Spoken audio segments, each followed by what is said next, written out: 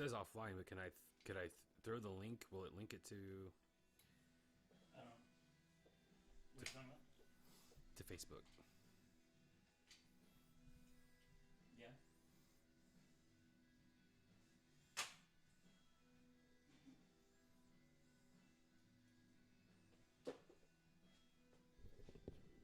You're looking at the live stream?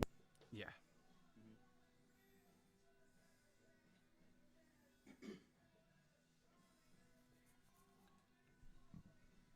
Yeah, right now it's just displaying a picture of the logo. Oh, you're fine.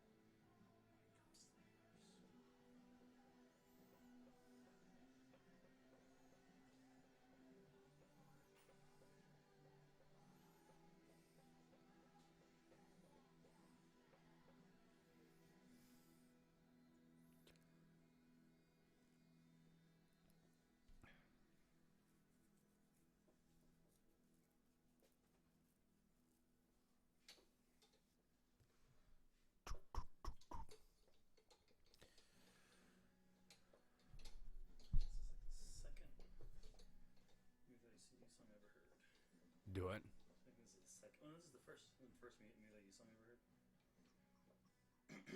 Second one was Gentleman. Which was me think of Aqua Teen Hunger Force. It's doing a pretty good job too. I don't hear any music on the headphones. So Yeah. I don't think it doesn't pick up that much. Yeah. I'm gonna turn it off in a second.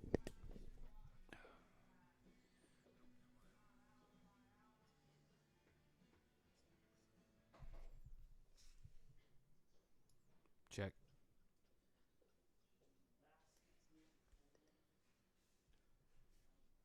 Check.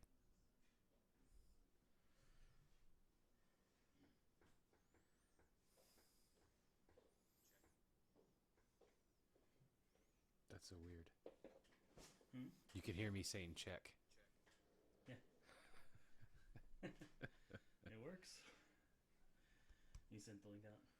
Yeah, I actually sent it out on my page. I'm not sure. Facebook and Yeah, on my Facebook page. Yeah. what about Twitter? No, I didn't. I don't know how to do any of that. You can hear it's delayed. Oh yeah, yeah. Sure. Yeah. No, I don't know how to do it. Everybody can hear me making.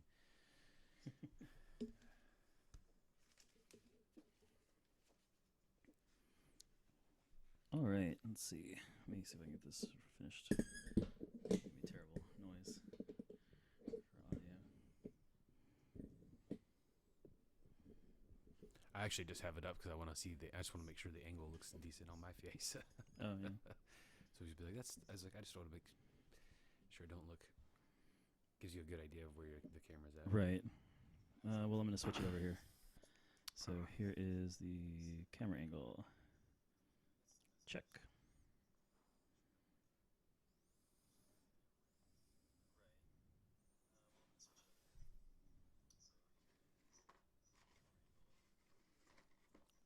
Oh, hey, that's a little extra. That's cool.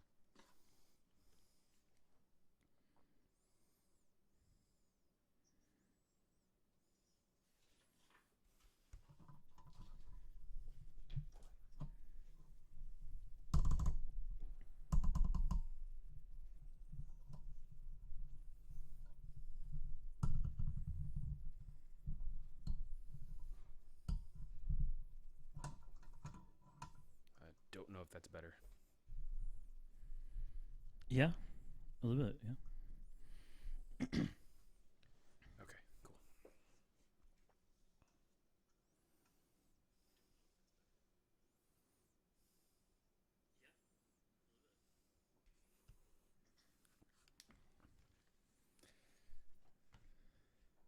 Yeah, we'll take the hat off.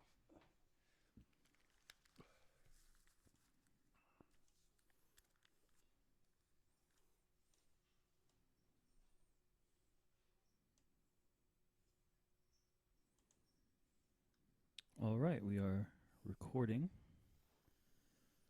I'm gonna check the levels here, make sure everything looks good. Check, check, check.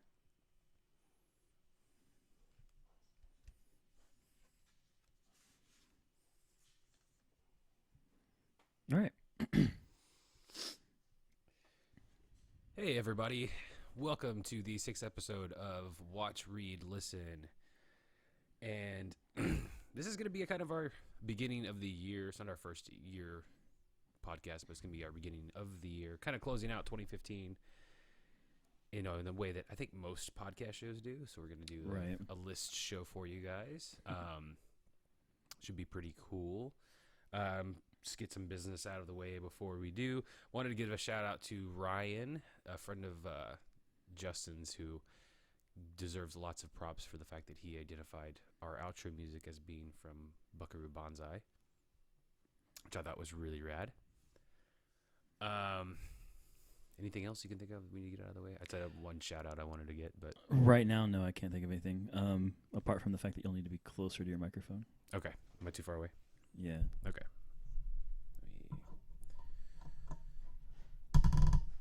Sorry. Everybody's going to get annoyed at that. It'll get cut. It's okay. Okay. Better? Yeah. Okay. See, I got all paranoid about getting too close to the microphone because I knew it was picking up all sorts of weird sounds. No, well, yeah, you need to be close to the microphone. Okay. All right. So, as always, we'll start off everything that we do. And, Dwayne, have you watched, read, or listened to anything this week?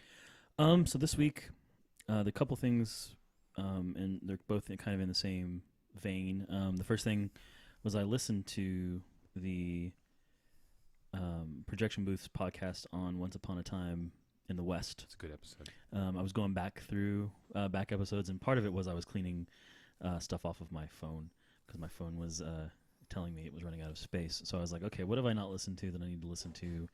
And I found that episode and listened to it, and that inspired me to then go watch Once Upon a Time in the West, and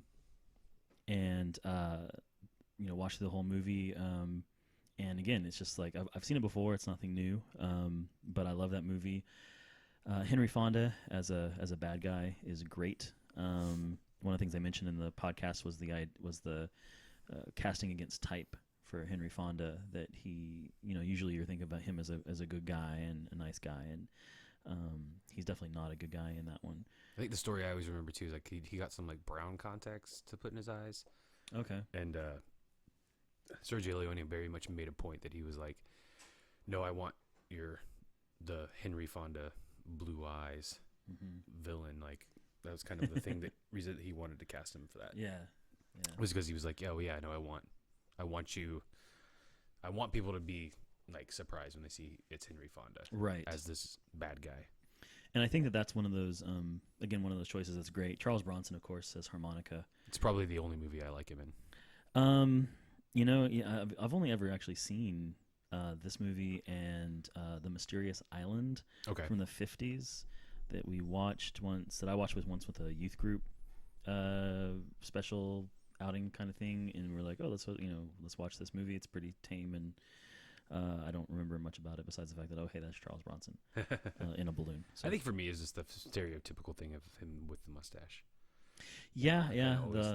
So to see him not have the mustache, like he's got the little bit more of a, actually a chiseled like look and like to him. So that's pretty cool. And then the other thing, both Jen and I watched The Hateful Eight. Finally, that was on my list for today too. So, you know, we both really liked it a lot. It's one of those things where not, you know, obviously we're not going to get into spoilers here, but I thought the movie did a great job of depicting characters, showing characters that you shouldn't like. And I think, you know, this is one of those examples where, you know, one of the things you hear from people is they're like, well, I don't like anybody in this movie. And I'm like, well, I understand that, and that's true, and it's probably a good thing that you don't like anybody in the movie. But if you have to like people in the movie in order to enjoy the movie, then I think that's just a thing about you and not really about the movie. So yeah, no, I agree with that. Yeah, I think that's a movie that's designed for that, and that's on my list of things that I watched this week as well. So yeah, I really liked it. I watched it with Christina. She liked it. She had issues with the way the story was. She felt it was neatly tidied up a little bit more for her taste, but right. I mean, which I think is a valid critique. It didn't bother me at all, but I get the point that where she's coming from on that one. So yeah, I'm actually pretty story-wise. I'm pretty open to either, you know, tying things up or not tying things up. And generally speaking, I don't usually have a problem with it unless it feels like the movie's really going out of its way to make all the loose ends, you know, fit together. right. You know, and that just depends on what type of story you want to tell. I heard I forget which podcast now that it was that I was listening to, but they were talking about The Force Awakens. And one of the things he didn't like, and this wasn't a criticism of The Force Awakens, it was more of a meta commentary about the idea of Star Wars as a story. Right.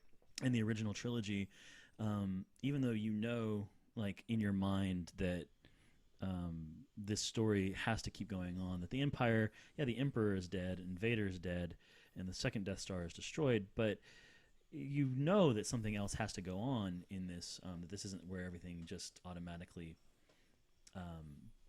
ends. But at the same time, as far as that story is concerned, that is the last of the story. You know, they're happy, they're on Endor, everybody's fine. Force ghosts are there to be like, oh, hey, you did a good job. And that's basically it. And he was like disappointed because it kind of takes away that story finish, that conclusion of the story to him, because now you've got this other movie where you know that, Leia and Han, this is what happened to their relationship. And you know, like, well, Luke Skywalker, here's what happened with him, at least a little bit. And here's, you know, the Republic, what happened with that? And the Empire, well, what happened with that? And you're like, it's answering the questions that he didn't feel like he wanted answers to, I guess, or something. But and I could, it's a valid criticism, but you know, we've discussed enough on our Force Awakens. Yeah, it just doesn't bother me. It doesn't bother me at all either. So stuff like that I think is being. I think we talked about it on one of the past episodes, just about like expectation, right? You know, where you have to be able to hinder that. You have to be able to take away, like, you know, you can have your expectation for the movie that you're watching, and that's fine to have those things. But when your expectation is the thing that makes you disappointed, is that your fault or is that the storyteller's fault? Like, you know, we can't read, you know, J.J. Abrams' mind in terms of what he wanted to do. All we can do is see the things that he's presented to us and on the lead up through the trailers, and then make our judgments based off of that once we've seen the movie. So that's just me. Yeah, and so I think that with Hateful Eight, I think it is a movie where a lot of expectations are going to color people's view of the movie, but at the same time, I don't think you can blame the movie for that. And no, you know, I'm a strong believer in the concept of participatory art. Like, I think that, and we haven't done a whole lot yet on, you know, criticisms and where we come from a theory perspective, but I'm a big believer in the idea that you participate in the art and you make meaning with it as well. But at the same time, you have to separate your making of meaning from the meaning inherent in the work. So, right. It's not an absolute. Yeah. No. So. Okay. Is that all you had for? Yeah, that's really it. Some of the other things are things it's the same stuff that I always do. I listened to an episode of Popcorn Poops. I watched Preston Jacobs' new YouTube video on the Faceless Men. Okay. Which, if you like that, that's cool. And if you don't mind spoilers for Game of Thrones and A Song of Ice and Fire, then check that out. His theories are always good. And then a whole lot of I watched a bunch of YouTube videos. So That's kind of what I did.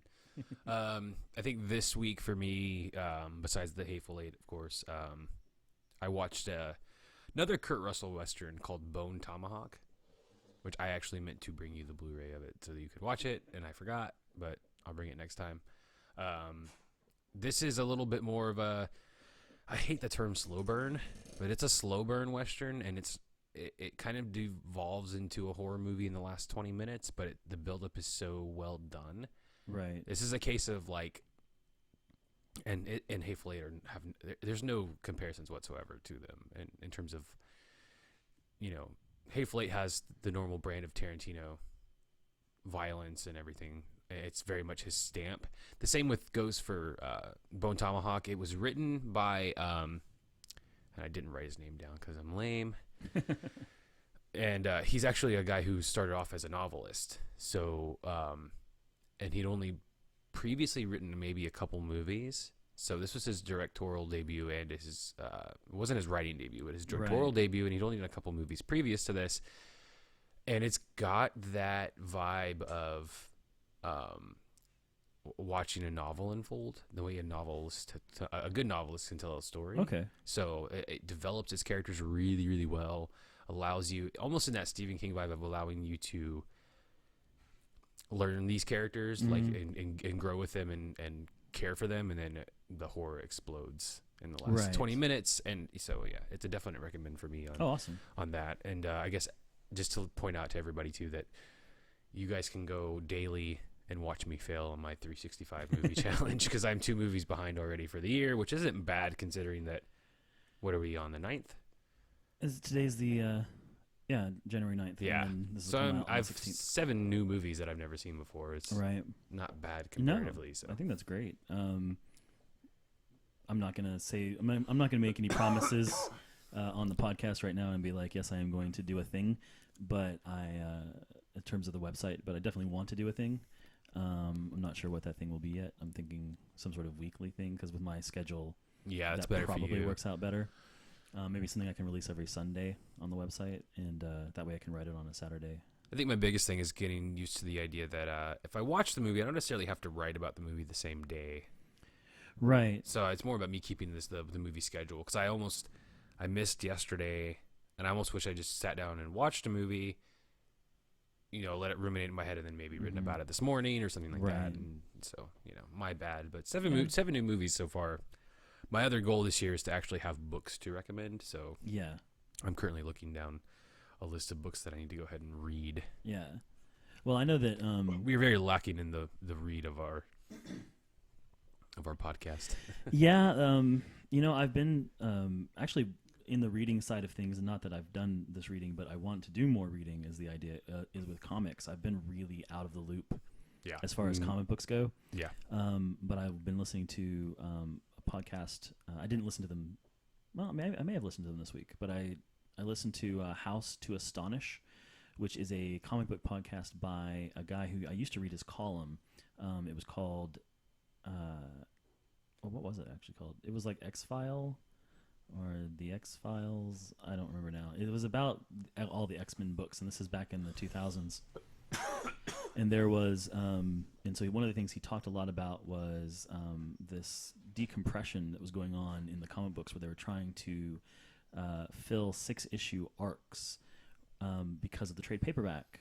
That was I remember that. And he was, and I loved his analysis of that, and I thought it was great.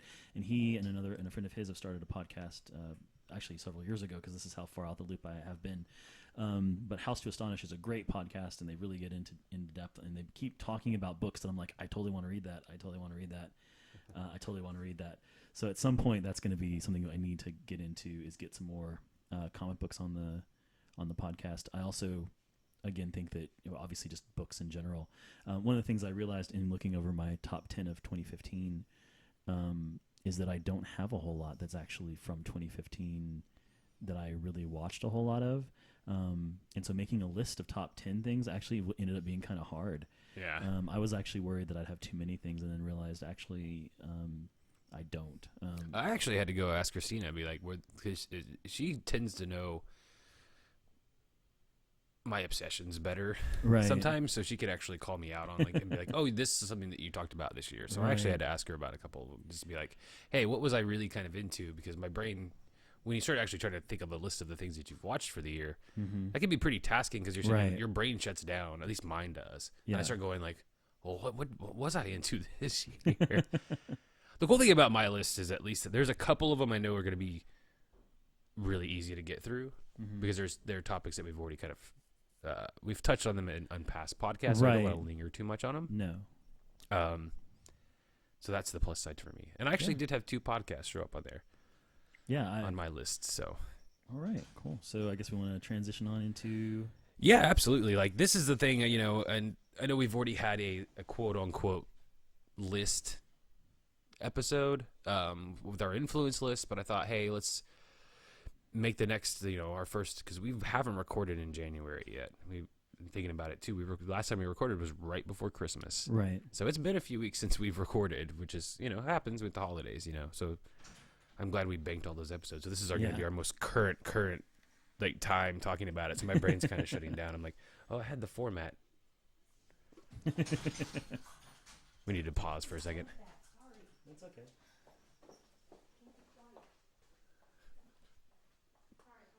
Oh, no, you're fine. You're fine.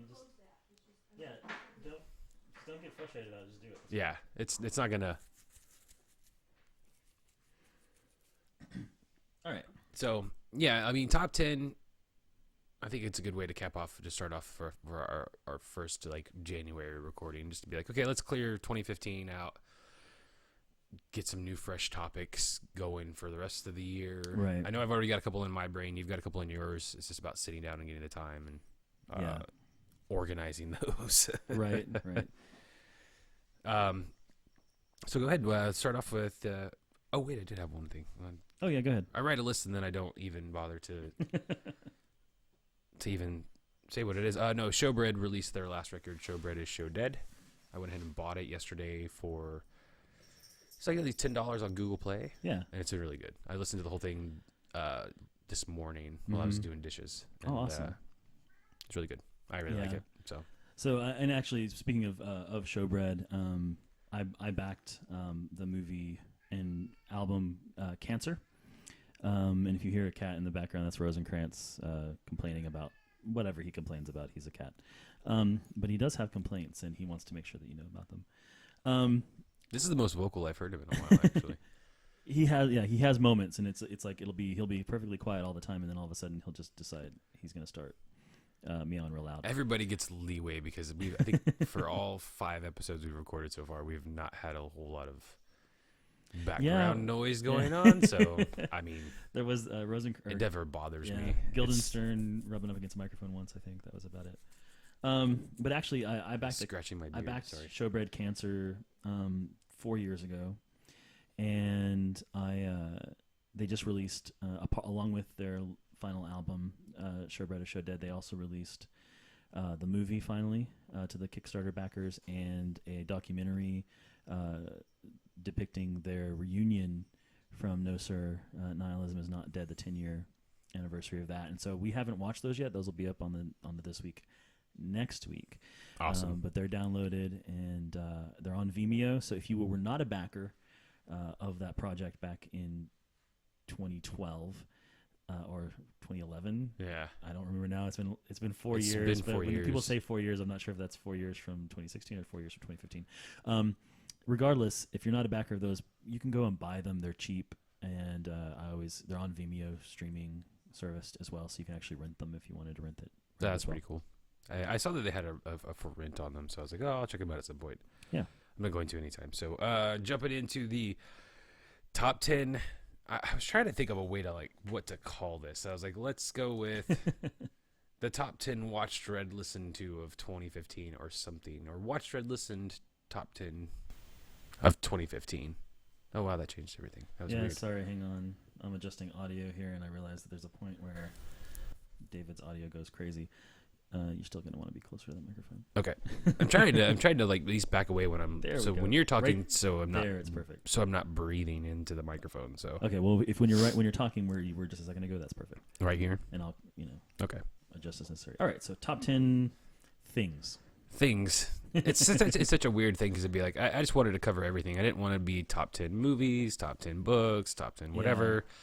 I tried to come up with a top 10 list of movies last night. Right. And I posted it to the You Hate Movies podcast that Josh Porter does.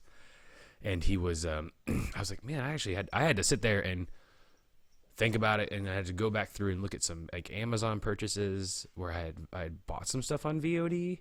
So that was the really strange thing where I was like trying to figure out like what movies did I like this year, or what movies were current that I watched this year.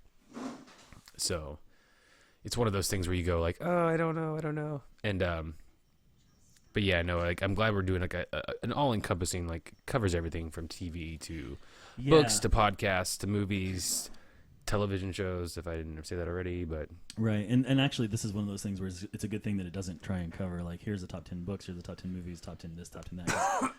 I don't have a top 10 movies. I have like 3 movies, and I don't have a top 10 books. Matter of fact, I think the only book that I've really read has been On Stories by C.S. Lewis, which I've already read, but I read the rest of it, and The Force Awakens novelization, which I am most of the way through. So, anyways, so top 10. go ahead and start us off and read All your right. number 10. So the number 10 thing on my list actually changed. When I first made the list, it was Ant-Man. The Marvel movie came out in the summer, and it was one of those things where I was like, I really like this movie, but I haven't seen it again since I watched it in the theater. And so I wasn't sure if I really wanted to put it on my top 10 list in terms of, but I did think it was really good. So then I was like, talking to Jen, and we're talking about, well, what are some things that we liked and looked at and that sort of thing. And really, my number 10 is going to be Your Grammar Sucks, episode 100. Oh, you have a specific episode. That's pretty well, cool. and it's going to be specific episodes for a couple things, because I think overall I can't say that this was well, for me it probably would have been a top 10 of other things too, but Your Grammar Sucks episode 100 was over an hour long. It was just a great example of what that show is. It had tons of guest stars from various people, some of whom I knew, like Tobuscus, some of whom I didn't know. But it was just a great, like, really long celebration of terrible grammar on the internet. Yeah, which is never going away anytime soon. So. No, and the funny thing is, he tapped into a market that's always going to be overflowing with riches. Oh yeah, and it's kind of cool because a lot of people were worried that after 100 he would be like, and that's the last one ever. And actually he's like, no, I'm just gonna scale it back and just keep it real simple and straightforward. So he's he continued to do more Your Grammar Sucks episodes every Friday, and they're short. They're only like 5 minutes long, but they're great.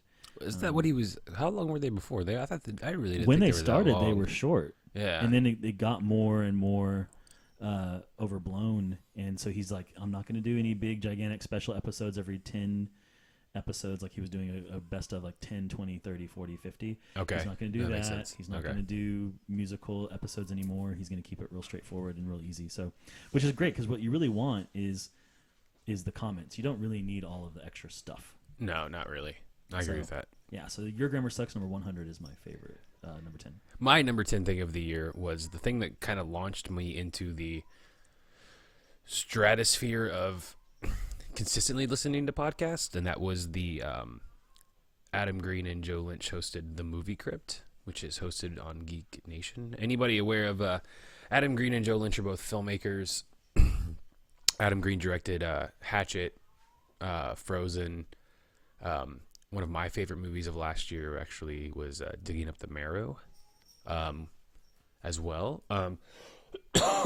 Joe Lynch has done Wrong Turn 2, Everly. And it's really cool because they kind of give an all-encompassing look at the struggles of the independent director. Right. And what's even cooler is their guests range from they've had everybody from costume designers to publicists. I think wow. they've had a publicist on there, acquisitions people, Mm-hmm. kind of really giving up, just kind of they try their best to kind of make it not as negative, but it's kind of about the horror stories that go involved in trying to make an independent production. Yeah, yeah. And it's really good. Their viewpoints are really, really great. I like a lot of the people they bring in. They've brought in a lot of people that I admire as well throughout the horror industry. I try my best to not talk too much about horror on the podcast because I get made fun of. But I'm. It's really all, but it kind of gives you the idea. No matter what type of film you're making, it shows the struggles of what it takes to do this on an independent level. Yeah. And it also kind of gives you the idea that sometimes it kind of changed my mind on the piracy issue as well to a degree, because you really see the struggles of the independent artist. Right. Whereas, when you know that you're pirating a movie that was made for $100,000, and that movie doesn't make any of its money back because it's not getting a wide theatrical release. Right. It really affects the independent artist. The same goes for music, though. So my viewpoints have changed a lot because of just listening to the struggles that these guys go through. Because before, I'm kind of very, I'm not gonna lie and say that I'm not. I'm very punk rock in the way I approach things to a degree, in that you pass tapes out and you share and you get stuff for free. Right. That doesn't mean that I feel like I'm entitled to always get something for free, but it's just that kind of the idea of passing and sharing is something that we grew up with. Yeah. In 80s culture. But I do get the viewpoint now that, if you're pirating a lot of independent movies, that money's not going there. So I actually made a huge point this year to consistently digging up the marrow. I bought it on VOD, I think 2 days after it came out, 2 days after my birthday. Everly, I bought the Blu-ray of. I've really gone on my way to support independent artists through either VOD or purchasing Blu-rays this year. And I'm not a man who has a lot of money, so I really have tried to make a point. It's good to know that you can go rent a movie for $5, and that maybe helps out. Yeah. As opposed to just being like, well, I'm going to go bid it for free because I can. Right. So it helped change my viewpoint on piracy. It really just kind of helped the idea that, it's a struggle to do something creatively, no matter what you're doing. But if you're trying to make movies, especially, that's where anybody can go out and write a book. Right. Whether you get paid for that book or not, it's a whole other story. Yeah. You still have to sell the copies. If you want to make a good quality movie, that actually requires you to have some sort of financial backing to do it. Right. Like we do the podcast almost for free. Yeah, it's on a... Whoa, that was loud. It's on a shoestring budget for sure. Yeah. So it's very, but at the same point, it's, hey, you want to make a movie, there's a struggle there, and it's really cool. You get to see here. I like hearing the horror stories, but I like hearing the positive stuff too, where they're talking about how something just came together project wise. So that would be my number 10 is the Movie Crypt, and then because of the Movie Crypt, I heard of what will actually become my number 1. So I'll talk about that when I get to the number 1. All right. Well, my number 9 thing of this year is something I've already mentioned several times on the podcast, so we're not going to go into a lot of detail. But it's Preston Jacobs' YouTube channel. This channel, I don't know. This guy, he actually inspires me, not only in the terms of thinking about things, but also in the let's get deep in our discussions about things and not be real surface. And I realize over this course of this year, one of my big, I don't know if I'd say it's a shift in perspective, but one of the things that's begun to really annoy me about criticism in the arts is that so much of it is just terrible and shallow, and I just don't know if I have the patience for that anymore. So at some point when we get into what is criticism and what is good criticism and bad criticism, I'm just every time I hear somebody say something stupid on a critique podcast, or when they say something that they don't actually know anything about, they're just saying, well, I wonder if the person was drunk when they wrote this scene. Well, well, do you know they were drunk? Tell me about this drunkenness. Let's go into this and get into it. Is this a history thing that you know from their life, or is it just something that you're saying out of your butt? And that's I've gotten really picky about that. One of the things Preston Jacobs does is he's talking about, let's go back, not everything, not speculate about George Martin. Well, maybe he just writes about food because he's fat, which is something that I've legitimately heard people say before about George Martin. But let's look at his past work and his life and the things that he said, and actually look at the documentary evidence and draw conclusions from that, not let's just speculate, out of our asses. So yeah, it's just a big point. We've talked about that, and we'll actually probably have a whole podcast just on what is it, authorial intent. And we probably need to have one on criticism. We need to Yeah. have one on, what does it mean to be a good critic? But generally speaking, I would say Preston Jacobs is great. If you're a show person and you want to know what you were missing in the books, he has a whole series. He's up to almost through season 2 of what you're missing. So if you don't want to read the books, but you want to know a little bit more about what's in the books that you might have missed, he's got a video series about that too. That's awesome. Yeah, and I think at some point we're going to have a Game of Thrones episode because I know we're all fans of the show, so, and the books. I haven't finished the books, but we all know that. My number 9 is actually The Jinx, which was a 6-part documentary series that aired on HBO involving Robert Durst, who was arrested in Galveston for dismembering his neighbor. And it turned out when they arrested him, and it was something they actually weren't aware of at the time, that this was the Robert Durst who was a part of this heir to this $1 million or $1 billion business. And for some reason, he was living in anonymity in Galveston, which is about an hour and a half away from us. And it involves the idea that in the past he might have murdered 2 other people. A lot of shadiness involving Robert Durst. This was directed, oddly enough, by Andrew Jaracki. If I mispronounced his name, was Jarecki or Jaracki. I'm not sure, but that doesn't matter. But he had directed a movie actually that was inspired by Durst before getting involved with doing The Jinx. I think it's called All Good Things. It stars Ryan Gosling and somebody else who's I don't know, but it is actually available for streaming on Netflix. But I have not watched it yet. But it was inspired by by Robert Durst's life, right, and the disappearance of his first wife back in 1982 or 1983, which is kind of where The Jinx just examines all of these things. The irony of The Jinx is that it kind of led to them finally figuring out. He kind of made this sort of vague confession. Okay. On during the making of it basically involved a hot mic. It's still vague, so it wasn't enough. But he actually got arrested probably a day or two after the premiere of the 6th episode, in which they show that footage. Wow. He's actually been, I think, arraigned. Christina was telling me that I think he's been arraigned in California for the murder of his friend as well. It's interesting to see how this plays out. The interesting thing about The Jinx is, like, people have this belief, and we're going to do a true crime episode at some point where we talk about books and movies, and this sort of, it's been permeating the culture a lot more than it was. We've kind of always grown up with this, and this follows in a good tradition of, like, the Paradise Lost movies, which involved the West Memphis 3 that I got really into in my 20s, and it kind of follows along with that tradition of investigative journalism. There are questions, of course, as always with everything, and with the current popularity of making a murderer. The issues of guilt versus innocence are interesting.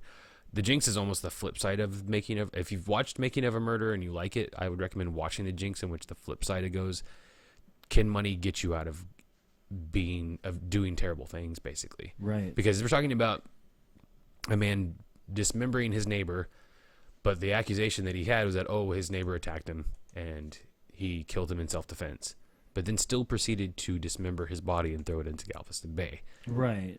And it's interesting, brings up a lot of questions. So yeah, no, if you ever get a chance to watch that was my number 9, was The Jinx. All right. Well, my number 8 for 2015 is Star Wars Rebels Season 2.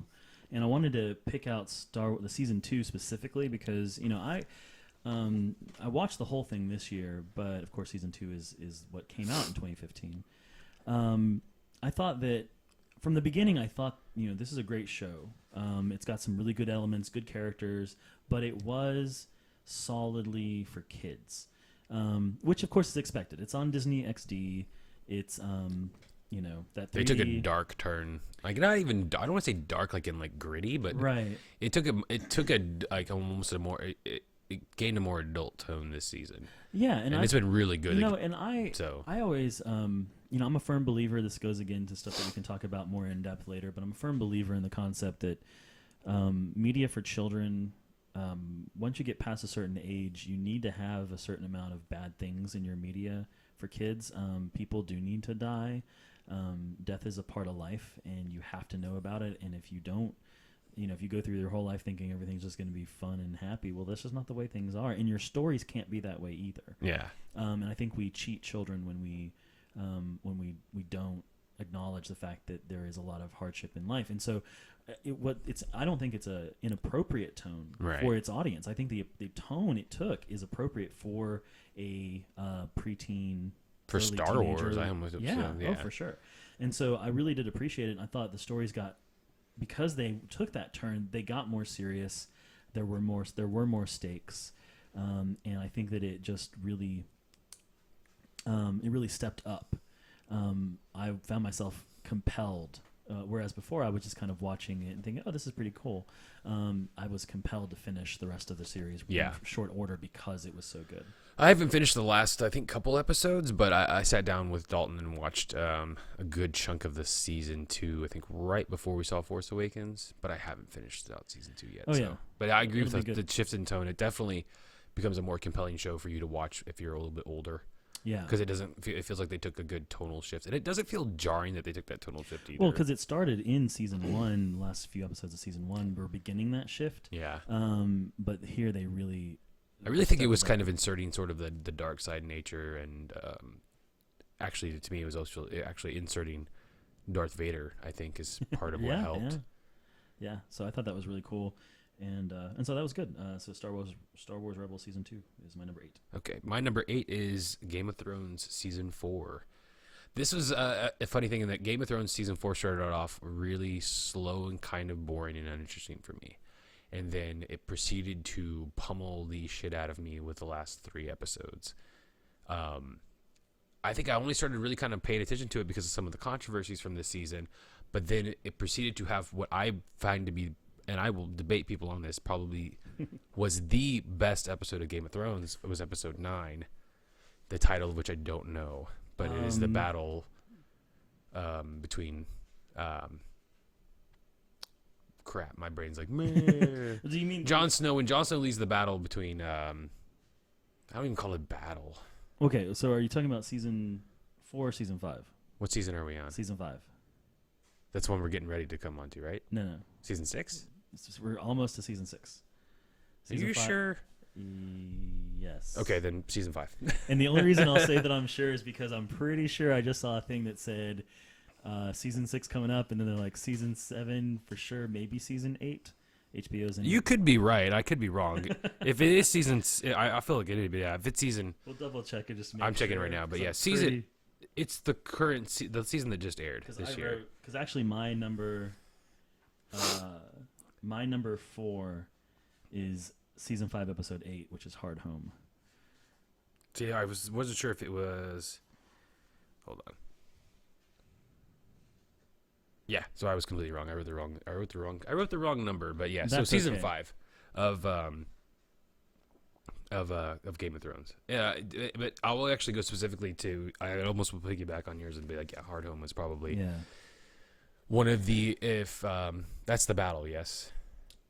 I don't even call it a battle. It's just a weird season. It's episode 8, and it's just what happens at Hard Home.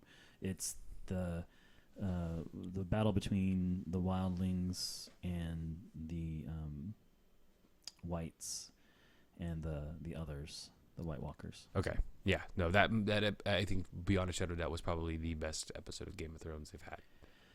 Yeah, which was an interesting. I follow a lot of the Game of Thrones fandom stuff, just because I like it. And one of the things that people talked about was the, season 5, episode 6, Unbowed, Unbent, Unbroken, was one of the worst in terms of fan response. Right. It was like the lowest rated. Okay. I want to say lowest rated episode, whereas episode 8 was the highest rated, and so it was like a complete turnaround for certain people. I'm not one of those people, so. Yeah, no, that episode was. It's amazing, and it features an ending that kind of makes your stomach drop to the bottom of your belly Oh yeah. when you realize that nothing can be done. And well, I won't get into spoilers, Yeah. but it's the idea that they fought as hard as they have, and then something happens that literally makes them go, "You aren't going to win this." Yeah. I think this is one of those things where they did the zombie movie thing better than I think almost any zombie movie. I remember ever you telling me has. that, and I was like, "Yeah, I agree with that," because it was very like, "Oh my god." Yeah. It made it scary for once, like, and right. And we have to admit that we're probably as a culture pretty zombied. well, when you live in a out. day and age, and like I've heard the debates with Walking Dead, I just can't. I go back and forth. I really liked the last season of The Walking Dead, but I haven't really watched this season of The Walking Dead. I kind of usually end up.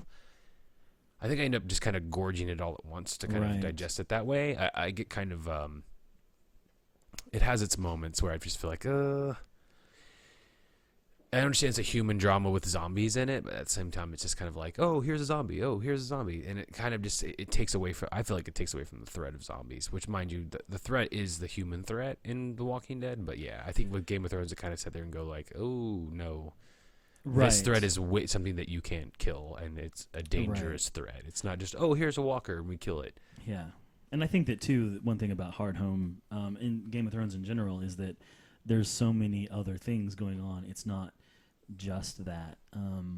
So they're not in the same position that a lot of zombie things are, where pretty much it's like, okay, here's the zombies and here's the people reacting to the zombies. And those are basically all we have. Game of Thrones has way more stuff going on, so they're not just one thing. Right. So maybe that helps it as well. Okay. But yeah, episode 8 was amazing. So, yeah, no, I'll go Game of Thrones Season 5 was my number 8, since I mistakenly just thought it was 4. I don't know why. I'm bad with season numbers for some reason on things. It Back in the day, I could tell you, like, oh, this episode from Buffy, whatever season it was. Yeah. But then certain, like, shows I just totally get, like, I think Angels, because I really liked the Angel show. And I just remember being like, what happened in that season? And was this season 4 or season 5? And I'd have everything all confused, and I've never gotten over that. Like, I still am like, I'm a huge Arrested Development fan, and I still go, did that happen in season 2 or season 1?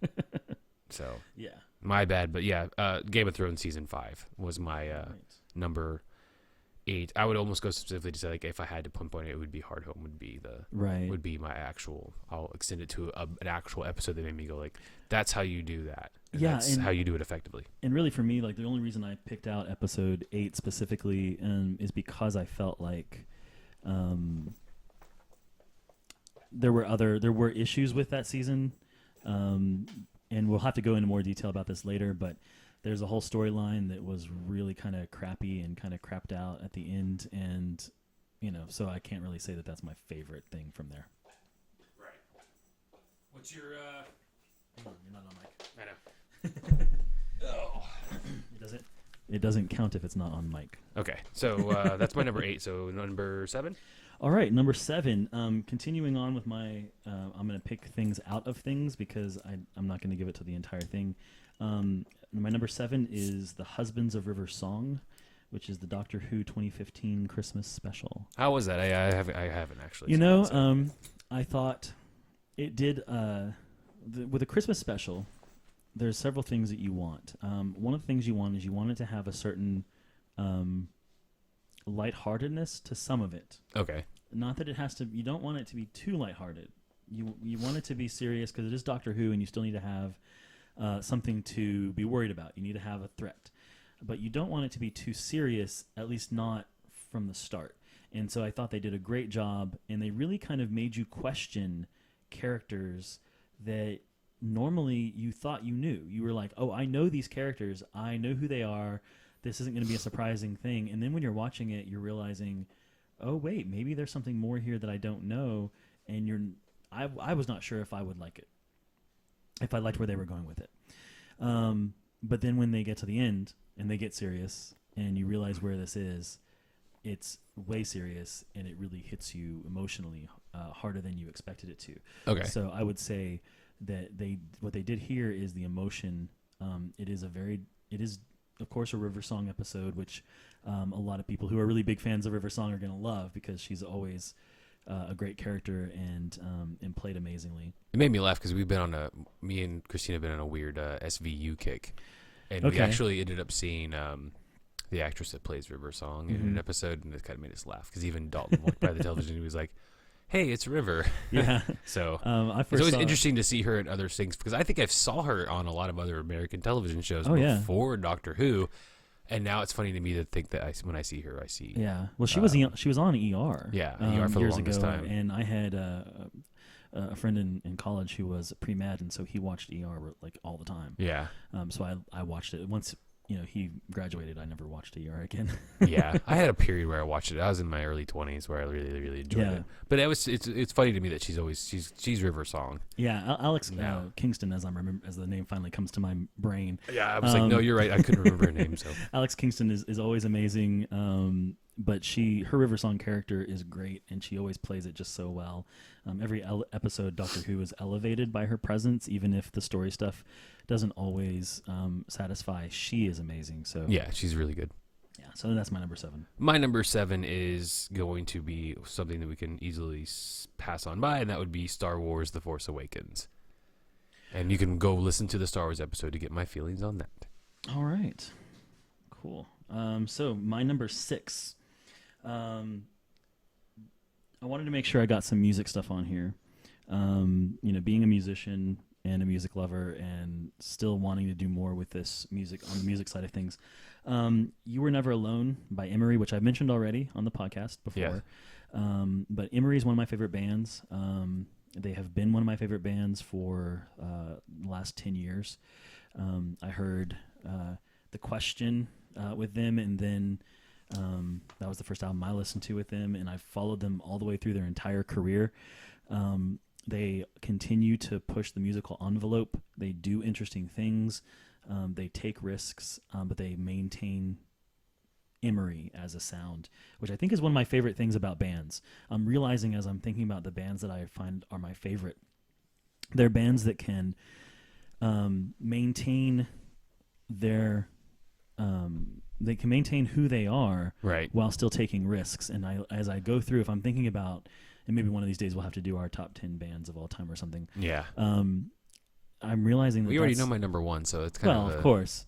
And you know my number 1 as well, but Yeah. it's because it was on the Influences podcast also. But it's one of those things where that's really a big part of it, is can you change who you are as a band and still maintain your voice? Emery does that on this album. There are songs that are original and amazing, and that are never heard anything like it before. There are songs that are solidly like, here is the most Emery of songs. It's Right. like, here's a song that has screamy vocals, and there's like 3 melody vocal parts, and Matt Carter is doing amazing things on guitar.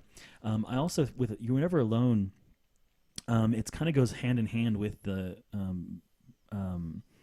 Break It Down podcast that Matt Carter started. Yeah. And I mentioned that earlier on a podcast episode. But because he went into such depth explaining how they went through the process of recording, and all the different things and the choices that they made, I really did appreciate this album on a deeper level than I think most of the time we do. Yeah. I think that's something that always lends to a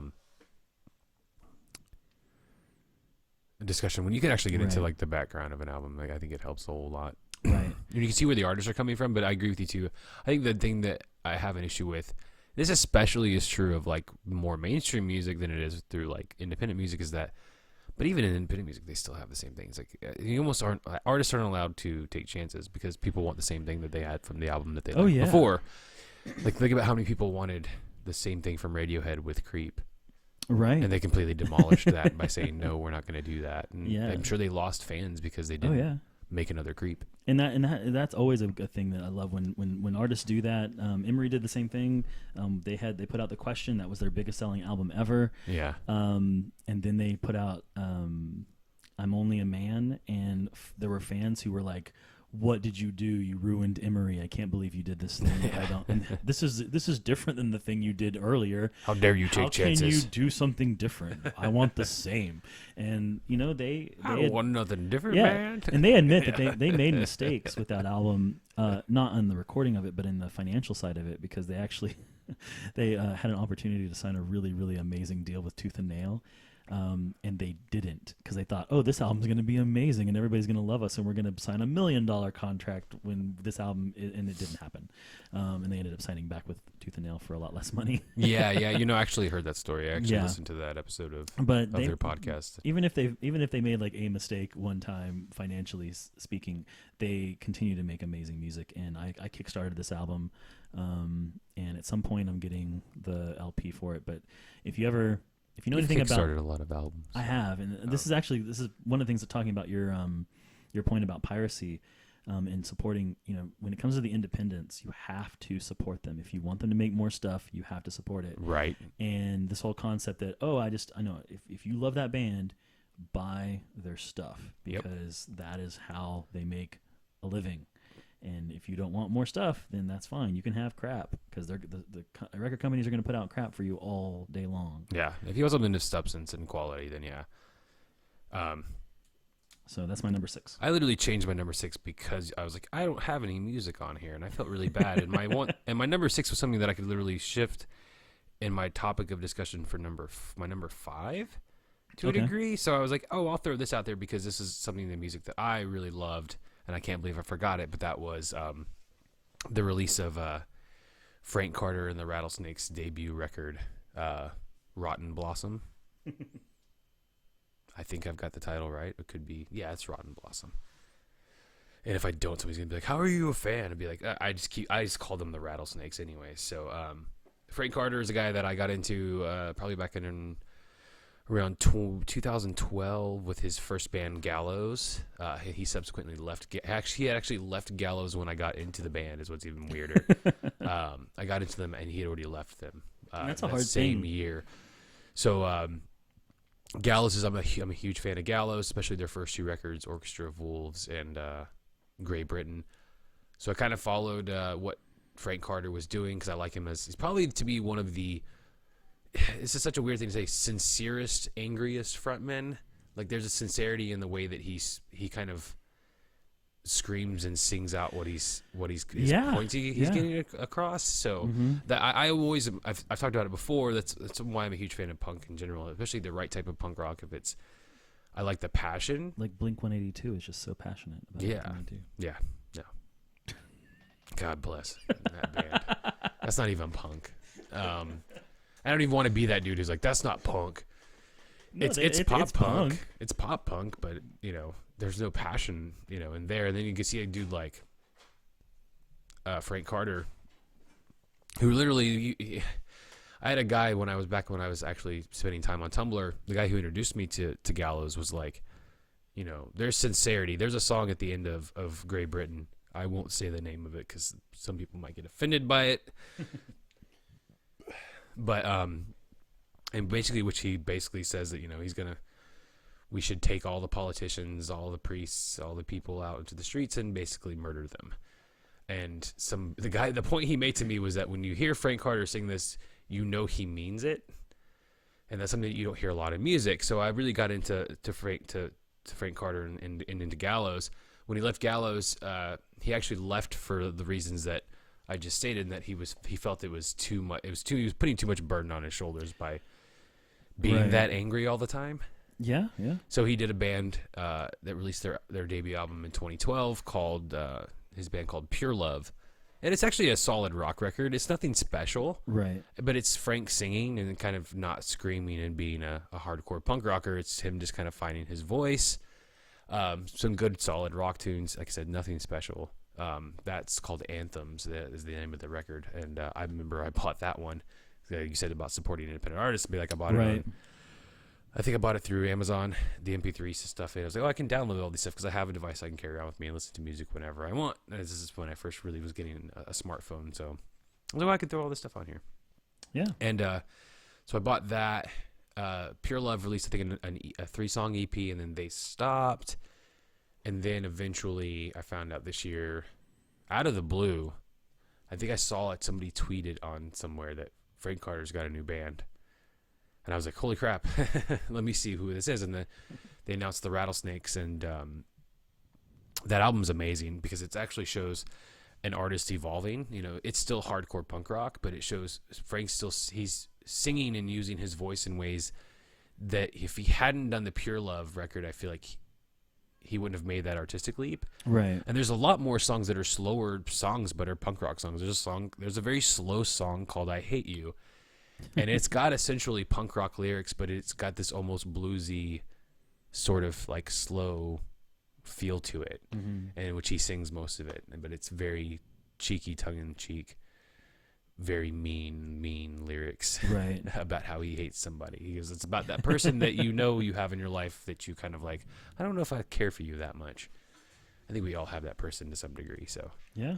But yeah, my number 6 would be Frank Carter and the Rattlesnakes. And Awesome. My original number 6 will tie into my number 5 anyway. So what's all right? So my number 5 is another Doctor Who episode, and in this case. And this is another one where I wanted to pick out this particular episode.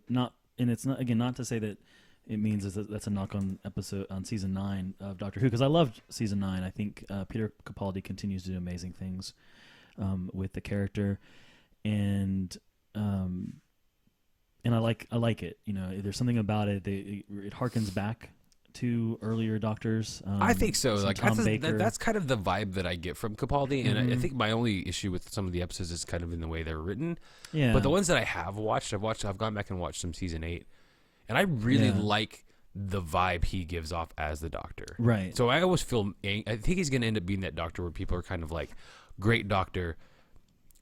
Moffat screwed up with the stories and sort of maybe, and he may. I don't know how true that is, because like some of the episodes I've watched that I've really liked. Yeah. There's episodes that I've watched that have been like boring. Yeah, and I can understand that. And there's even some things where I was like, well, you know, I don't know if I would have started with Daleks, for example. I'm like, we've done Daleks. Right. Why are we still doing Daleks? Let's do some. Why more? Something Daleks? a little different, yeah. I mean, the Daleks have been like. I mean, they were. We don't even realize as fans in America in the 2000s. In the 2010s, whatever we're calling that, we don't realize that the Daleks were like a gigantic thing in the 60s. Like there were the Daleks were more popular than Doctor Who was. Well, yeah, didn't they release 2 like standalone movies? Yeah, Doctor Who and the Daleks, and the Daleks get second billing on the first movie, and the second one is just called The Dalek Invasion of Earth or something like that. It's like, it's kind of amazing that they were such a big deal. But I'm like, we've done Daleks so much. Now, I will say that what I liked about it was what they did with the Daleks and the way that they tied it together, I thought was really cool. And there were some, again, throwing back to the old series in good ways, I think is always excellent. And they really did that with those first 2 episodes. There's some interesting things there. But we're not talking about that. What we're talking about in this one for my number 5 is Heaven Sent, which was, I've already talked about it before, so I'm not going to get into details about it. It was Peter Capaldi does a great acting job where he basically is by himself the entire episode, and it is amazing. So that's my number 5. Well, my number 5 is going to be easy to talk about too, because I've already talked about it on the podcast. But I'll actually tie it into my number 6 in more discussion, and that is my favorite movie of the year, I've stated before, is Mad Max Fury Road. And my number 6 was originally practical effects in movies, and this is really where I feel like a movie which shows that here's what you do with CGI and practical effects if you want to make a movie that's action-packed and engaging. My issue with Transformers is literally like, here's our shot. Right. It's our still shot that we need for our background plate, and then everything else is literally computer graphics. Right. So my issue, Mad Max Fury Road shows like this is what CGI should be intended for. Right. Let's make things that we couldn't do practically, but everything else, if we can do it practically, we did it practically. Yeah. If there's dudes up on polecats swinging back and forth, they are literally swinging back and forth. Now, mind you, they're attached to safety rigs. So we're going to take the digital and we're going to erase those rigs, right. But we're still going to have these people doing these things. Yeah.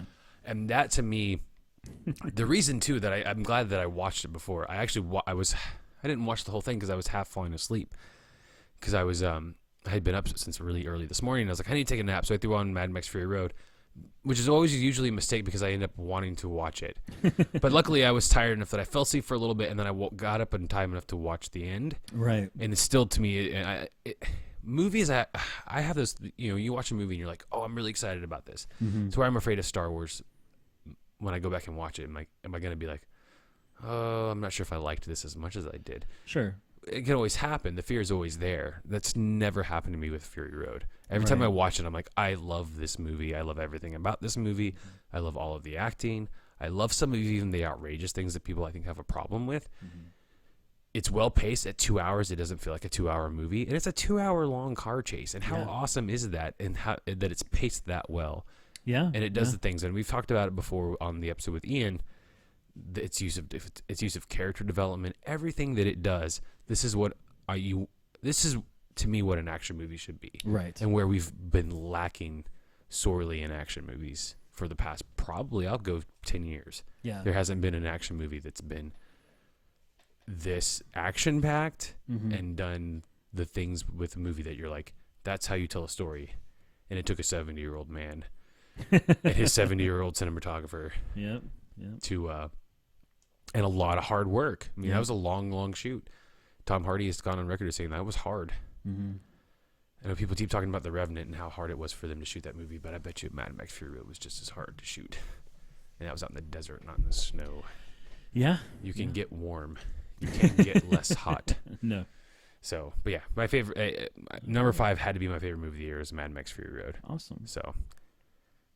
All right.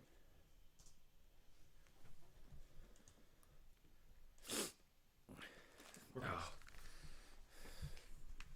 That's a good pause, too.